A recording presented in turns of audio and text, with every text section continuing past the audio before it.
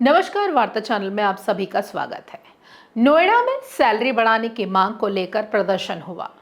भड़के कर्मचारियों ने जमकर किया बवाल, गाड़ियों को आग के हवाले किया। श्रमिक प्रतिनिधि लगातार सड़कों पर तांडव मचा रहे थे।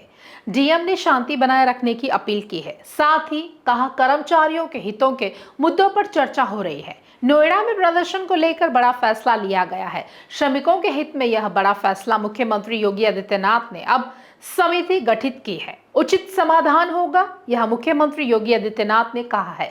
माहौल खराब करने की भी जांच की जा रही है। सैलरी बढ़ाने की मांग को लेकर नोएडा के अलग अलग हिस्सों में आज कई कंपनियों के कर्मचारी सड़कों पर उतर आए हैं। पिछले 3-4 दिनों से जारी इस विरोध प्रदर्शन ने आज उग्र रूप ले लिया है, जब गुस्साए कर्मचारियों ने कई प्रमुख सड़कों पर जाम लगा दिया और ट्रैफिक व्यवस्था को ठप कर दिया। नोएडा के फेज 2 में प्रदर्शनकारियों ने गाड़ियों में आग लगा दी और पुलिस पर पथराव किया। यह सब लोग घटना के दौरान मौके पर पथराव, आगजनी और सरकारी निजी वाहनों में तोड़फोड़ करते हुए नजर आए।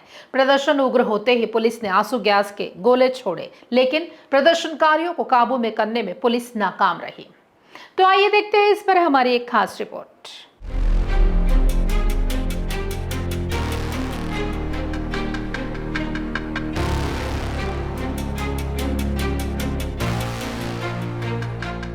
मुख्यमंत्री ने श्रमिकों को याद दिलाते हुए कहा है कि मुश्किल वक्त में सरकार ने कभी उनका साथ नहीं छोड़ा। उन्होंने कहा, याद करिए कोरोना के उस कठिन समय में जब सब डरे हुए थे, हमारी सरकार ने अपनी गाड़ियां लगाकर आप सभी को सुरक्षित घर पहुंचाया और क्वारंटाइन सेंटर में रुकवाने की पूरी व्यवस्था की।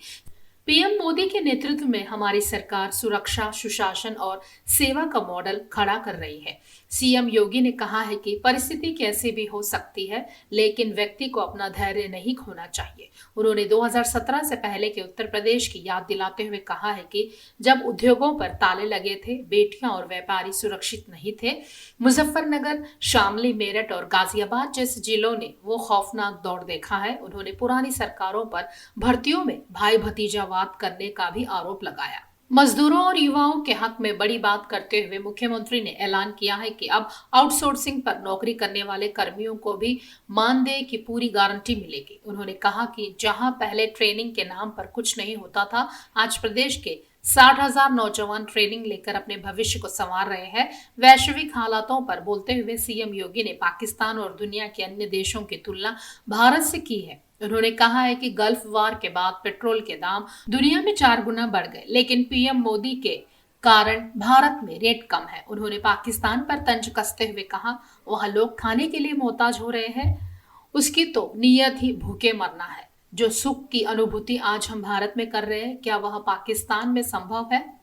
मुख्यमंत्री योगी आदित्यनाथ के निर्देश पर श्रम विभाग ने श्रमिकों के हित में एक महत्वपूर्ण फैसला लेते हुए नोएडा में औद्योगिक असामंजस्य को दूर करने के लिए एक उच्च स्तरीय समिति का गठन किया है। शासन द्वारा गठित यह समिति श्रमिकों और स्टेक होल्डर्स के बीच बातचीत कर समस्याओं का समाधान निकालेगी। इस समिति की कमान औद्योगिक विकास आयुक्त को सौंपी गई है, जबकि अपर मुख्य सचिव और प्रमुख सचिव श्रम एवं सेवा योजन को सदस्य के रूप में शामिल किया गया है। खास बात यह है कि इस समिति में श्रमिक संगठनों के 5 और उद्यमी संघों के 3 प्रतिनिधियों को भी जगह दी गई है। नोएडा में पिछले 3 दिनों से चल रहा प्राइवेट कंपनियों के कर्मचारियों का धरना प्रदर्शन सोमवार को अचानक उग्र हो गया। वेतन बढ़ाने समेत विभिन्न मांगों को लेकर बड़ी संख्या में कर्मचारी सुबह से ही सड़कों पर उतर आए। सपा प्रमुख अखिलेश यादव ने नोएडा में सैलरी बढ़ोतरी को लेकर कर्मचारियों के विरोध प्रदर्शन पर कहा, भाजपा की सरकार में अन्याय की चरम सीमा है। अन्याय हर तरह का हो रहा है। अन्याय आर्थिक रूप से हो रहा है, अन्याय महंगाई बढ़ाकर हो रहा है, अन्याय बेरोजगारी बढ़ाकर हो रहा है। आज जो नोएडा में देखने को मिला है, बड़े पैमाने पर मजदूर अपनी मांग करते रहे हैं। पूरी जिम्मेदारी प्रशासन और सरकार की है।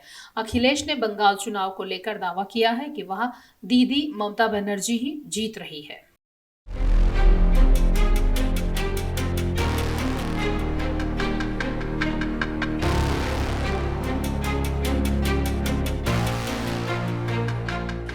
खास खबरों के लिए देखते रहिए वार्ता चैनल।